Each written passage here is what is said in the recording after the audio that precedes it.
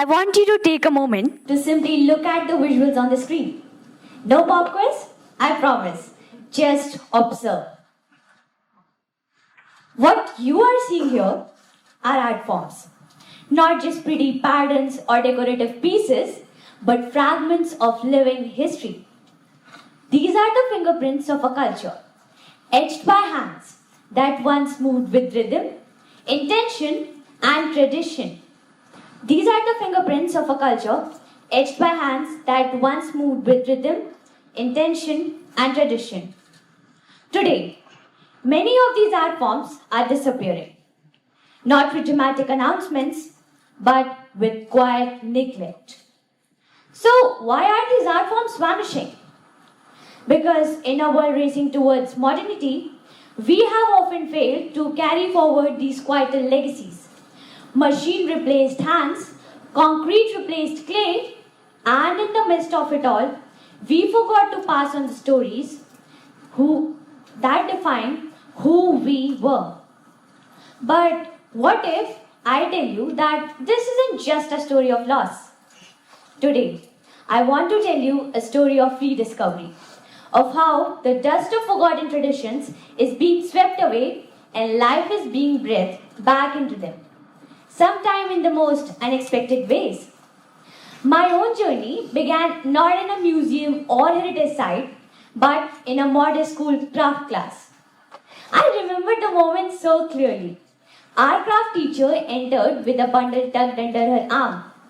She was always full of stories, often about places I had never visited and art I had never heard of.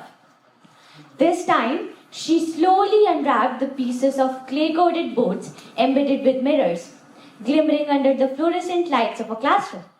Lippan Art, she said. Then, I was about 12, and like most kids, I loved anything that involved getting my hands messy. Mud. Perfect. But Lippan was more than just fun. As soon as we were told about the process of this beautiful art form, we dove right in. We shaped the mixture into every possible form. Forgive us, we were just kids, so the shapes had no dimensions yet. And we pressed in mirrors. Meanwhile, our craft teacher, now seated in her chair, would tell us stories about how, in the arid villages of Kutch, these designs once lit up home with pride, not just with decoration. Here is what I mean. It wasn't just about the designs themselves, but about the function they served. Mud walls kept home cool, mirrors reflected light, and every swirl had meaning. I was in awe of how seamlessly beauty and practicality came together. We were crafting something beautiful and useful, while also connecting with something timeless. But there was something else too. My teacher told us how this art form had almost disappeared until local artisans began bringing it back. And for the first time, I felt a responsibility. Like this wasn't just about crafts. It was about continuity, about culture, about choosing not to forget. A story common to many schools, very few children in our class showed up regularly for this art lesson. Most thought it was old-fashioned or too messy. And deep down, I began to wonder, if we didn't care, who would? That thought made my sense of responsibility even stronger. Soon after, my curiosity about this art form grew. It began in the most mundane of ways, during a school break. It's summer here. Alarms are silent, and suddenly, the time is yours again. That moment of liberation. But along with the enjoyment, there was always that one unending reminder from the school looming in the background, the art integrated projects. For most of us, it felt like just another task, something to get done, photographed, and submitted. But in 7th grade, I remember thinking, what if I made this one actually worth appreciation? I didn't know exactly what I was looking for, but I knew I wanted it to be different. So, just like any tech-savvy Gen Z kid, I reached out to my primary and immediate information booth, Google. Hey Google, find me some information about art forms from Gujarat. I searched. I scrolled through pictures. And then, something caught my eye. It was Lippan Art. Suddenly, a bell rang in my head. Just like in the old movies when two separated brothers meet again. I was back in those old moments. 12 years old, sitting by my craft teacher, molding those pots.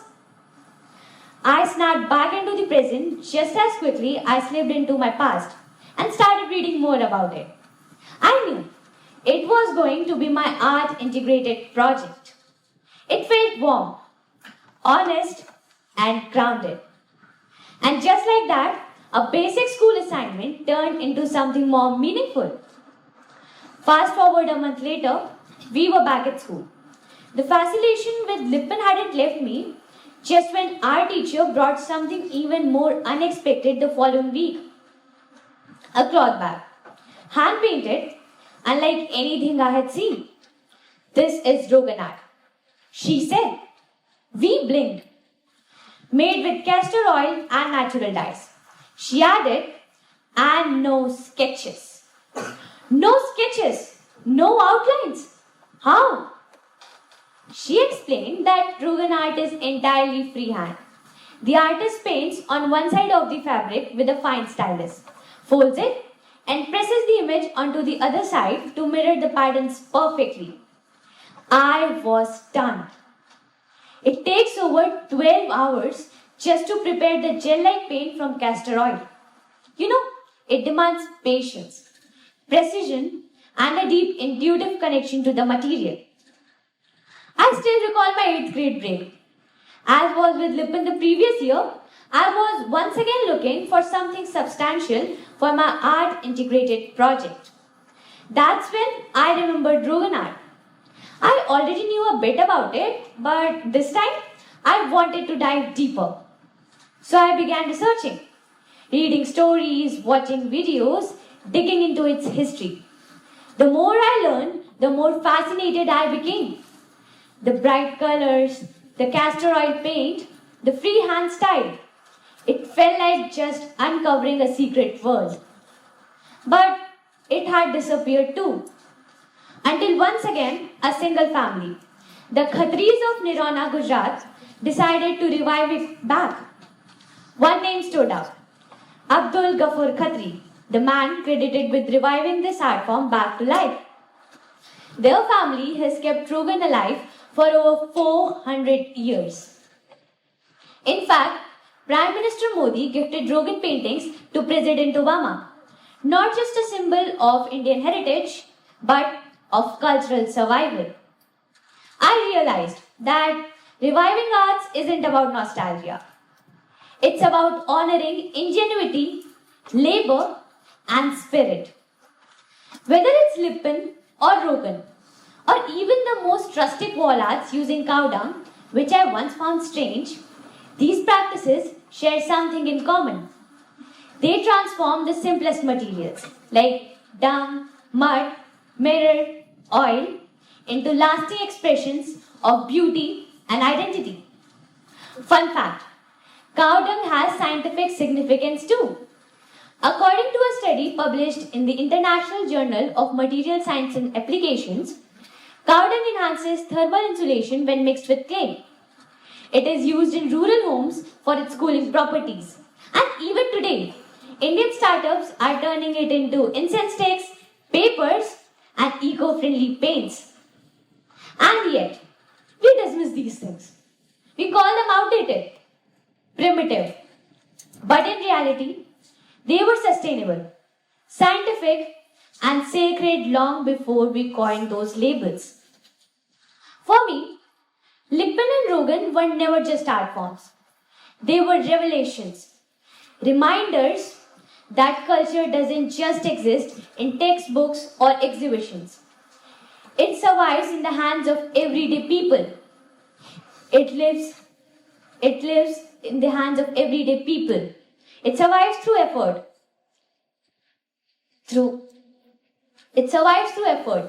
Through revival. Here's a confession. I'm below average when it comes to crafting things. I'm not perfect, nor a master of any art form. I know this might come to you as a shock, given I have been speaking for Rugan and Lippan for the last few minutes. And yet, I admit I don't craft them to perfection.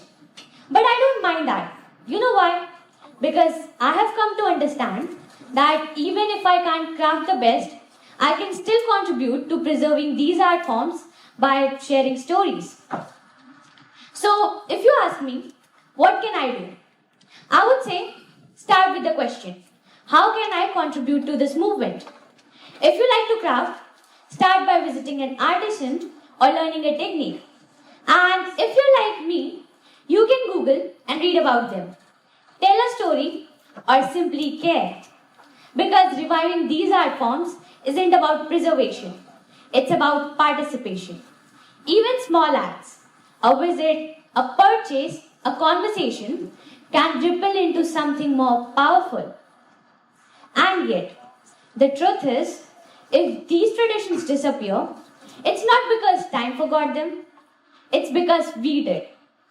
We are the living bridge between a fading heritage and a vibrant future, not merely recipients of legacy, but the ones responsible for carrying it forward. Will we let these voices go silent on a watch, or will we be the ones to make them sing again? These art forms, delicate as they may seem, carry the weight of centuries, the whisper of our ancestors, and the dreams of generations to come. I chose to bring this conversation to the TED stage because I believe stories like mine of wonder, discovery, and revival can ignite something in others. I wanted to show that you don't have to be an artist or an expert to make a difference, but you just have to care and share and be willing to learn. So, here I am, a student, a curious learner, someone who got her hands muddy with Lippan and stood amazed before a Rugan painting and decided to start this conversation. Will you be a part of this movement? Because in the end, when we choose to revive our arts, we revive ourselves. We reconnect with our roots, nurture creativity, and remind the world that tradition and progress can go hand in hand. Let's not wait for museums to be the only place where our heritage lives. Let's bring it back to our homes, our communities, and our hearts. Thank you.